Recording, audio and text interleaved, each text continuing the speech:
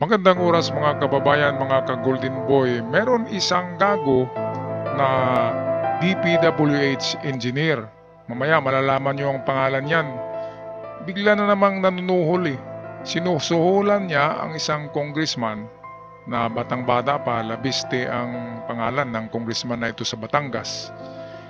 Ay binabribe niya. Sinusuhulan niya ng napakalaking halaga, 360 million pesos, para lang manahimik ang congressman at hindi isiwalat yung kanilang project na scam na ghost project. Kaya ito, kulong, nakapusas. Merong entrapment eh. Kasi sino ba namang gago nagdala ng pera na isang bag sa opisina ng congressman at nilagay sa lamesa, huling-huli siya sa kamera. Hindi lang kamera, sa mga mata ng mga pulis na nag-aabang doon dahil entrapment ang ginawa nitong batang-batang congressman Labiste. Hindi nasisilaw sa pera eh. Kaya saludo si Ping Lacson dito, sumasaludo si Ping Lacson. Hindi nasisilaw eh, 360 million yun, hindi tinanggap. Grabe. So ito ang balita courtesy sa atin ng Bilyonaryo Channel.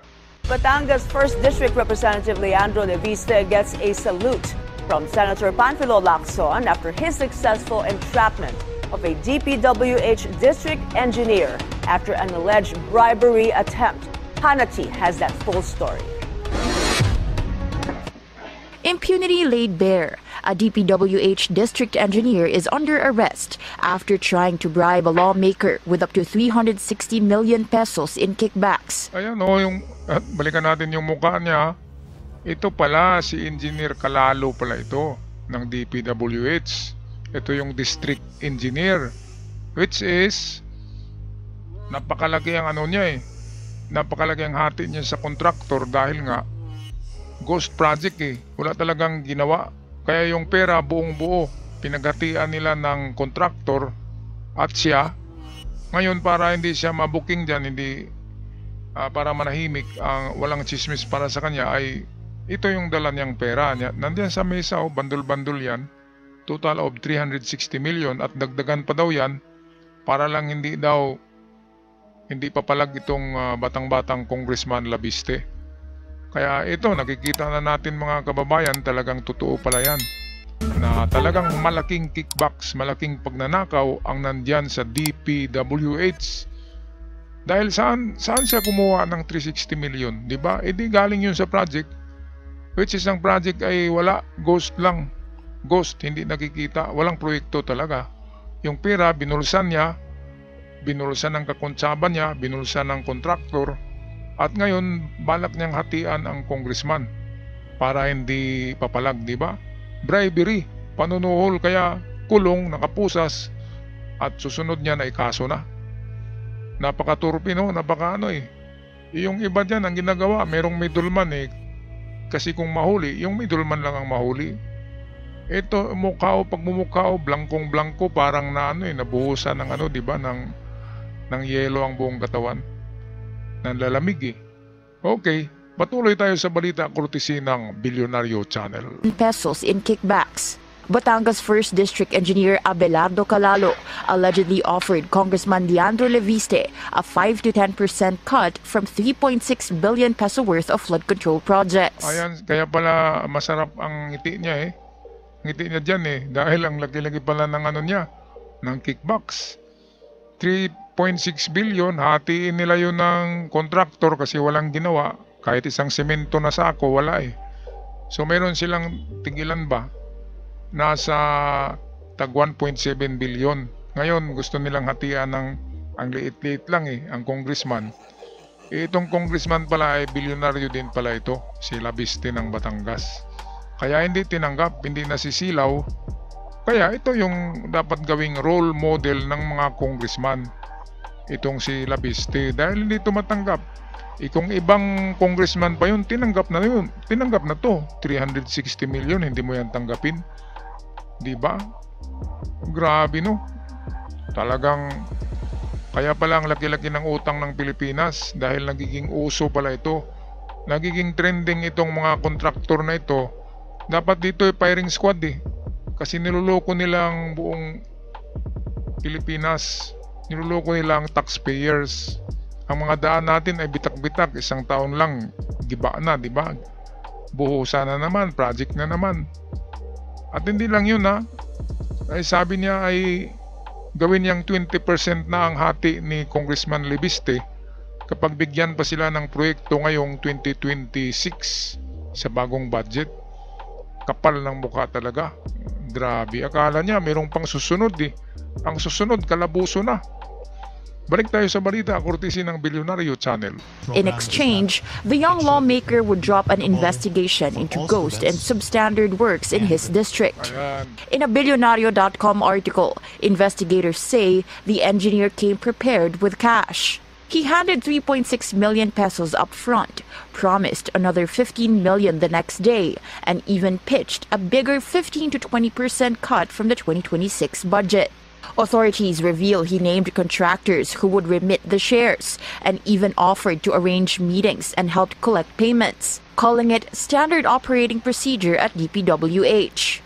The PNP moved in, staging an entrapment operation inside the lawmaker's office. Ito mga kababayan, dito kasi magiging state witness to eh. Itong engineer na to ay pwedeng siya yung magsisiwalat talaga kung sino yung mga kasama niya sa DPWH na tumatanggap ng ganyang mga suhol na ang lalaki. Kaya nahuli na ang isa, kakanta na yan. Diba? Bigyan mo lang ng microphone, kakanta na yan. At dito ay marami nang hindi makatulog na taga DPWH kasi isa sa kasama nila ay kalabuso na at baka ikakanta din sila. At well, mawala sa kanila yung kasi makulong ka eh. Tsaka baka kukunin pa yung naano na pera eh. Napunta sa kanila, baka bawiin pa yun. Diba mga kababayan? Sino bang makatulog dyan kapag kasama ka sa krimen, sa scam na ginawa? Ano to eh, nakaso eh. Kalalo versus People of the Philippines. Hindi yan basta-basta. Kaya kudos kay Congressman Leviste sa napaka high moral na hindi pagtanggap ng bribe, ng panunuhol kahit na napakalaking halaga. Kung ibang congressman pa yun siguro ay tinanggap na to at mananahimik na, di ba? Kaya sa Amerika, kaya ang Amerika is pinaka great country in the world, number 1 greatest country, kasi nga ang kanilang motto is think of what you can do to your country. Not the country, not what the country will do for you. So, ibig sabihin ay isipin mo kung anong may tulong mo sa bansa mo. Hindi yung naghintay ka sa bansa mo, sa gobyerno, nabibigyan ka na ikaw ang tulungan. Kaya ang Amerika is great. Is tinatawag na the land of milk and honey. Kasi walang korupsyon doon eh. Kunting korupsyon lang, kulong ka kagad, kakasuhan ka. Isa atin, bilyon-bilyon na pala eh. Bilyones. Imbis na mapunta yan sa budget ng armed forces, di ba? Ang Japan ay magbigay na sa atin ng 90 main battle tanks, malalaking tangke digira. Pero wala tayong panggasolina. Wala tayong pambili ng pisa na made in Japan. Binibigay na nga eh, pero wala tayong pang maintenance. Paano ang budget ng military natin ang liit-liit binigay sa DPWH? Ako, payag ako na magkabayo na lang eh. Wala nang semento, wala nang kalsada. Huwag lang magnakaw ang mga taga DPWH at mga kontratista. Anin natin yung daan, yung sementong daan kung ang pera naman ng Pilipinas ay napunta lang sa mga bulsa. Grabe, igastos na lang yan sa gasolina ng tangke digera at mga barko. At ibili ng mga bala at missiles para hindi na tayo mabuli ng China. Iyan ang dapat ipakain sa mga sa mga pating sa WPS. Yang mga kontratista na yan na grabe magnakaw. Grabe mag-kickback. Grabe ghost project, walang ginawa. Kaya ito ngayon, nangangatog na sa takot ang mga kasama nitong Engineer Calalo. Balik tayo sa balita. ng Bilyonaryo Channel. They seized the bag of cash and a list of ongoing projects before placing Calalo in custody. Leviste's office later confirmed this and stressed that corruption in DPWH must not be tolerated. Ayan. They add that the public deserves projects of higher quality at lower cost, and contractors must be obligated to fix defects immediately without adding burden to taxpayers. Ito noon yung panahon ni Marcos Sr. Kapag nagkabitak-bitak ang kalsada, ang highway na ginawa ng DPWH, ay obligasyon ito ng kontraktor na baguhin niya. Kasi merong warranty ang kontraktor na 1 year. So 1 year dapat walang magkabitak-bitak sa konkreto sa highway. At kung merong magkabitak-bitak, i-repair nila yon ng kontratista, hindi ng DPWH, hindi ng gobyerno, kundi yung nagkontrata. Ngayon wala nang ganyan eh. Wala na kasi nga kahit sample ng konkreto hindi na ini-examine eh. Sa panahon ni Marcos, takot lahat. Sa panahon ni Ferdinand Marcos Sr. ay takot ang lahat ng mga kontratista. Kaya matibay yung mga daan, yung mga highways, yung mga tulay na panahon ni Marcos. Dahil takot sila gumawa ng panluloko na masa na Class B, kabilyada na maliliit, mga Class B materials. Hindi nangyari yun sa panahon ni Marcos kasi talagang tinitingnan, ini-inspeksyon kung ang masa ba ng simento, ng konkreto ay tama, ang kabilyada ba ay sakto sa laki.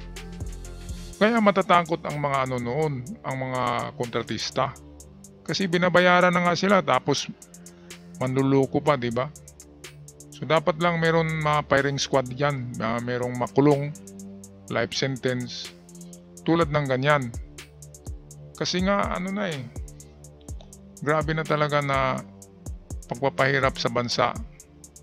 Noon pa pala yan ay nagiging trending na yan after Ferdinand Marcos, kasi yung sumunod ng mga presidente ay hindi matapang, so kaya nagiging trend ng mga kontratista ang ganyan na Class B ang trabaho, and then bigyan ng 10%, 20% ang mga congressman at taga DPWH, hatian din nila. So ayan, kaya ang proyekto hindi natatapos. Instead na 4 lanes, nagiging 2 lanes na lang yung highway, at instead na may espalto ay wala nang espalto. Okay, patuloy tayo sa balita, courtesy ng Bilyonaryo Channel. Leviste also vowed to pursue broader reforms to fix what he called systemic issues in the agency, from questionable bidding practices to defective projects that drain public funds.